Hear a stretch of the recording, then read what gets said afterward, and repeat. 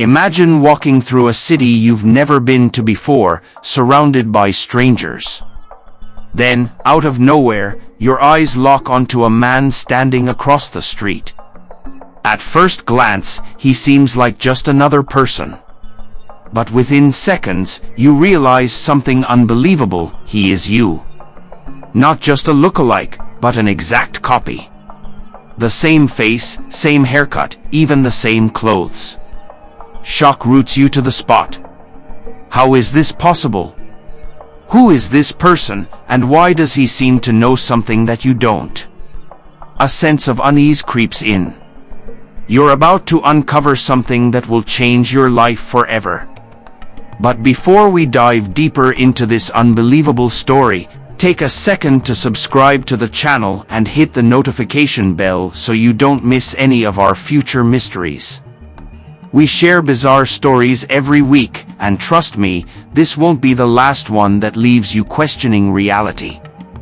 Oh, and if you've ever had a strange encounter like this, drop your story in the comments. We'd love to hear your unbelievable experiences too. Carlos, 32, never believed in the supernatural or strange coincidences. He worked as an IT consultant, living a regular, peaceful life in Sao Paulo. Business trips were part of his routine, something he did frequently without much thought. That week, he was sent to a small, distant town to fix a network issue at a branch office. Nothing out of the ordinary, just another trip to a place he had never heard of. After settling in, Carlos decided to explore the town in his free time. It was simple, with narrow streets, old trees, and shops that looked like they were straight out of a movie set. The calm and laid-back vibe of the town made him relax. But little did he know, something far from ordinary was about to happen. While walking, something caught his attention. In the reflection of a shop window, he saw someone who looked remarkably like him.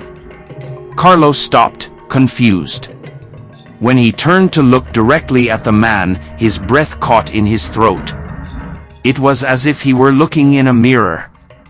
The man on the other side of the street was identical to him in every possible way.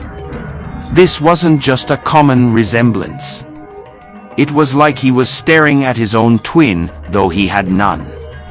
But what made it even more unsettling was the look on the man's face. He wasn't surprised; instead, he seemed to be expecting Carlos. Carlos blinked, shaking his head as if trying to clear his mind. But the man was still there, unmoving, staring right back at him with a strange, knowing smile. Driven by confusion and curiosity, Carlos crossed the street, determined to confront the man, to understand who he was and why he looked exactly like him. As he got closer, the lookalike smiled wider and spoke. "You're late," the man said, his voice an eerie match to Carlos. The words hit Carlos like a jolt of electricity. Late? Late for what? How could this man know anything about him?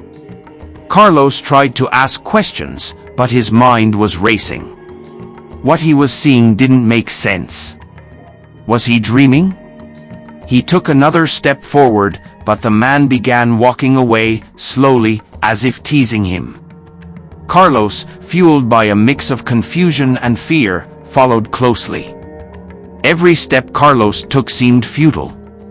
No matter how fast he walked, the man was always just out of reach, moving at a calm pace that made it impossible for Carlos to catch up. "Wait!" Carlos called out. But the man kept moving, disappearing around a corner. When Carlos turned the corner, the street was empty. How could someone vanish that quickly? His heart pounded. Was his mind playing tricks on him? For the next few days, Carlos couldn't shake the experience. He retraced his steps, walking the same streets, hoping to see the lookalike again. But he was nowhere to be found.